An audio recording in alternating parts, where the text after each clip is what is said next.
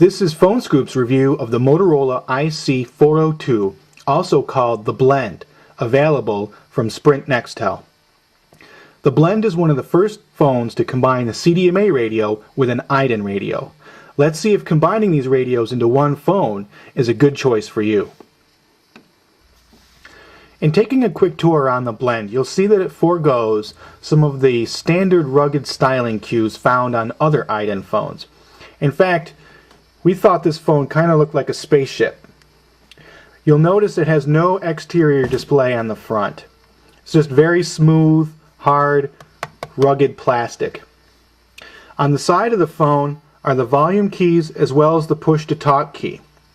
The top of the phone is where you'll find the headphone jack, speaker key, and customizable key. And the bottom of the phone is where you'll find the hidden USB charge port. The back and front of the phone, as you can see, are fairly smooth. The one thing notable about the Blend is that it's a little bit smaller than the standard IDEN phone. In fact, comparing it to another standard clamshell phone, you'll notice the size is pretty similar. This means it's a little bit more pocketable than previous IDEN phones. Taking a quick look at the inside of the 402, you'll see that the keypad is actually pretty enormous.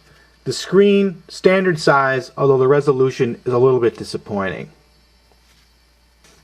The keypad on the 402 is recessed slightly from the top surface of the phone. There's actually very little feedback, and you'll notice a pretty loud clacking sound when we dial the numbers.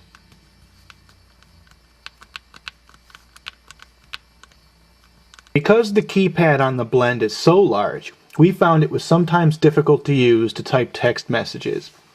Diving into the messaging menu, let's choose to compose an entirely new message. Giving it the Phone Scoop test, you'll see we did okay. Granted, that was with two hands and not one. If we do it with one hand,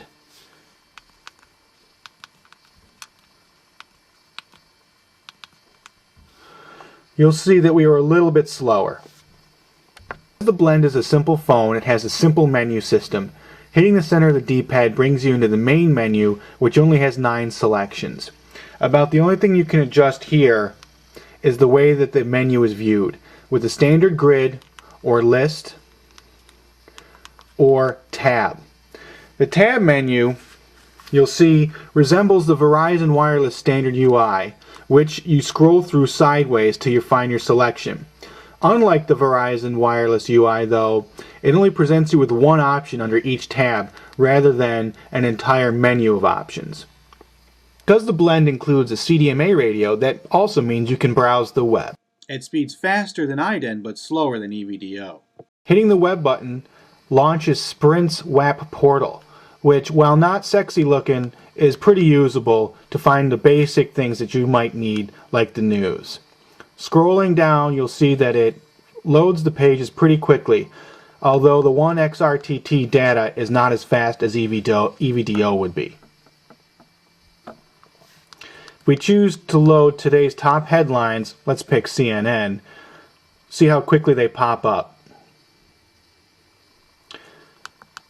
Not too bad considering we're initiating this data session from my basement and we only have 1 bar of service.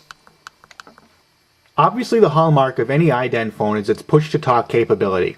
Hitting the PTT button on the side of the phone brings up your contact database and will show only the contacts who also have PTT phones. Select the person you want to communicate with and then send them an alert to let them know you'd like to initiate a PTT session.